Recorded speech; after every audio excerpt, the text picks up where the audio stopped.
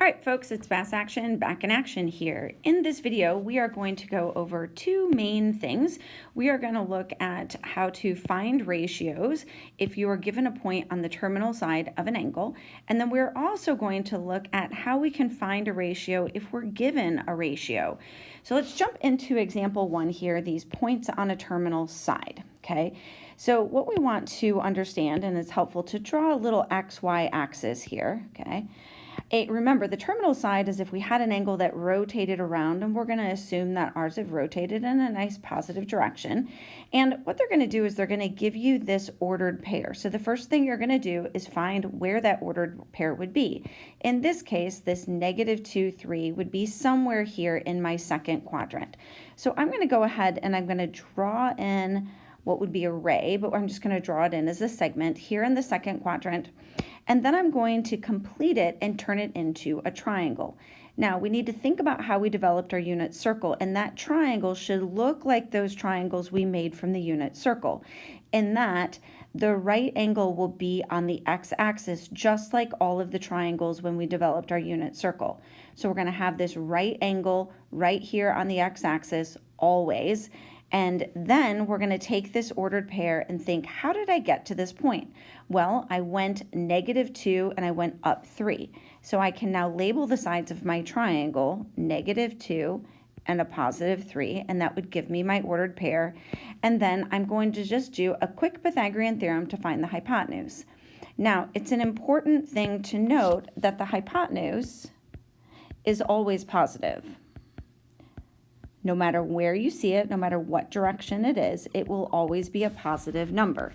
Now, it's always going to be a positive number because what we're visualizing is a circle here, and that hypotenuse is the radius of a circle, and the radius of a circle, by definition, is a distance, so it's positive. So even if you see that hypotenuse down here, you still are going to write it as a positive number, but the x and the y can be positive or negative. Okay, so now, quick little Pythagorean theorem. You should actually be able to do this in your head, but I'm going to go ahead and I'm going to write it down. Our radius squared is, of course, going to be a 9 plus a 4, so that's going to automatically give us a nice square root of 13 for that hypotenuse. From here, to find the ratios, what we're going to do is just basic SOHCAHTOA, thinking what we've got already marked up here at the top. We know that cosecant is going to be the reciprocal of sine. Well, sine is opposite over hypotenuse, so cosecant is going to be the hypotenuse over the opposite. So then we come over here to our triangle, put your point of reference at origin. The hypotenuse is a radical 13. The opposite is 3, and we can see that the ratio for cosecant is positive in that second quadrant, which is exactly what we wanted. Now, we're going to look at cosine. Cosine, we already know that. That's adjacent over the hypotenuse. Come over here to your triangle. Your adjacent is a -2. Your hypotenuse is a radical 3. So we're going to have a -2, or radical 13, I meant to say, over this radical 13, which of course would need to be rationalized, and you can do that in your head. -2 radical 13 over 13 gives us our ratio. It's negative for cosine in the second quadrant, just what we would want. Cotangent is the reciprocal of tangent.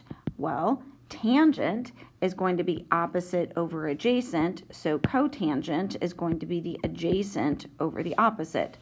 My adjacent is a -2, my opposite is a 3, and I'm all done. Okay, so these are just really basic, simple SOHCAHTOA problems. Now, using ratios to find other things, okay, what we're going to do is we're going to utilize our all students take calculus on some of these things. This first one, we can see that they've given us a cotangent here. So if they've given us a cotangent, we're going to think SOHCAHTOA. Cotangent, the reciprocal of tangent, so cotangent must be the adjacent over the opposite. It tells us that it's an acute positive angle, which means that our triangle, I always like to do quick draw a triangle, our triangle would have to be in the first quadrant. Notice again, the right angle is right there on the x-axis. Now we're going to take these numbers that they gave us. The adjacent then must be a 6 radical 2. The opposite is a 7. And now again, we can just do a quick Pythagorean theorem to get our radius. So our radius squared, when we square our adjacent, that's 6 radical 2, that's going to give us a 72. Remember, that's a 36 times 2. We're going to add that to 49. If you add that up, you're going to get a nice 121, which is going to give us a radius of 11.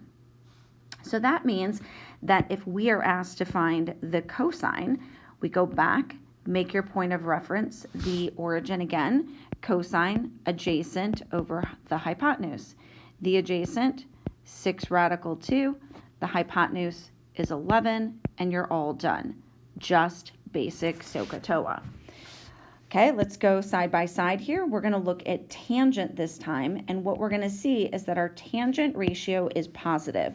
We've been given a positive tangent ratio, but we're told that secant is negative, okay, because it's less than 0. Well, remember, secant is really cosine, so we're looking for thinking all students take calculus. Okay, we're thinking all students take calculus, and we want to find where is tangent positive, that's here and here, but I also need the secant to be negative. So that's going to be right here. So our triangle would have to be right here. So we're going to draw in that triangle. Okay, again, right angle is on the x-axis. Then we're told that our tangent is going to be an opposite over adjacent. So I'm going to say opposite and adjacent. So I'm going to put my 8 and my 5, and this is where I have to be super careful. Notice that we got that positive ratio because these were actually both supposed to be negative. So make sure that you do not lose those negatives because it'll mess things up for you later. Now, when we do our Pythagorean theorem for our radius on this one, we are going to get the square root of 64 plus 25, and that's going to give us the square root of 89. We want to find sine, that's opposite over hypotenuse. So my, again, perspective is here. My opposite is a -8. My hypotenuse is a square root of 89. I'm going to rationalize that in my head, and I'm going to get a negative square root of 89 over 89. So these should be really, really quick for us. All right, moving on.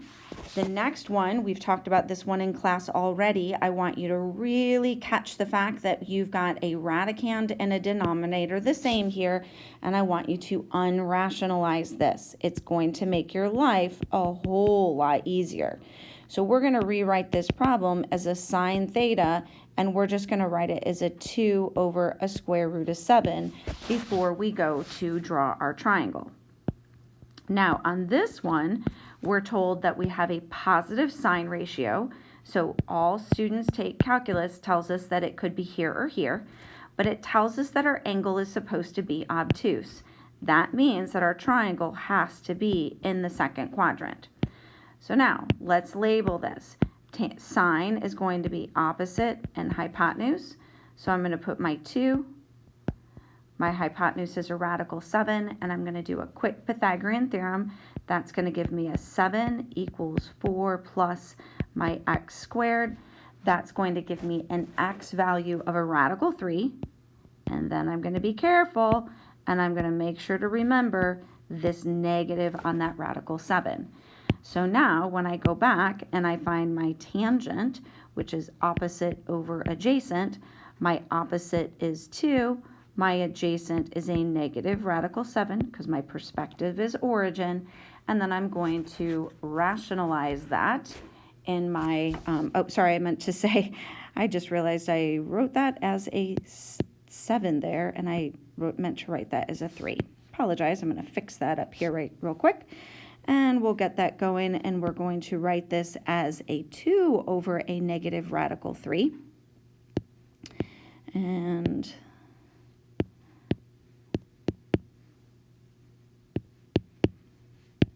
my iPad stuck. There we go. Sorry about that, everybody.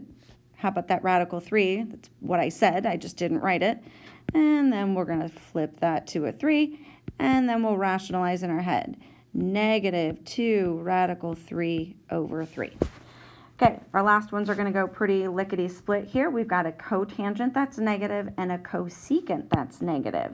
So let's figure out where to draw this triangle. All students take calculus. Well, I need cotangent to be negative, which means my triangle can't be here or here. And I need cosecant, which is also sine, to be negative, so my triangle can't be here. So my triangle has to be down in this quadrant. So I'm going to draw on that triangle. Cosecant, I'm going to remind myself, is the reciprocal of sine. So this is going to be the hypotenuse over the opposite. So my hypotenuse is going to be a 5. My opposite is going to be a negative 3. Notice that negative was in the front, and I knew to put it on the 3 because the radius has to be positive, but that leg of the triangle could be negative. Now, this is a very obvious 3, 4, 5 triangle, so we can just fill right in that 4, and we are looking for secant. Secant is going to be the hypotenuse over the adjacent because it's the reciprocal of cosine. So the rest of this is pretty easy to fill in. The hypotenuse is 5, the adjacent is 4. Okay, 2 more to go. These are going to be pretty quick because we've got some more, we've got another Pythagorean triple here. This time, it tells us that our angle needs to be more than pi. So we need to remember that this is pi, so our angle needs to be somewhere down here. The secant is supposed to be positive, so that means that we're going to be in this bottom, this 4th quadrant again. Secant, hypotenuse, adjacent, 13, 12. It's another Pythagorean triple, and we're going to put a negative 5. Be careful on the negatives. Cotangent is the reciprocal of tangent. If tangent is opposite over adjacent, then cotangent is the adjacent over the opposite. So I'm going to go 12 over a negative 5, and you can put that negative anywhere you want. Last one that I'm going to do is I'm going to look at my tangent is positive and my cosine is negative. Now this one we're going to actually see a quick little shortcut here. If my tangent is positive, it's here or here. If my cosine is negative, it has to be here. So my triangle would be here, but what I want you to notice is that this is actually from our unit circle. This is actually a 30-degree angle. Now, if you don't catch that, you could draw in the triangle, and I'm actually going to draw over my little check mark here, which is fine.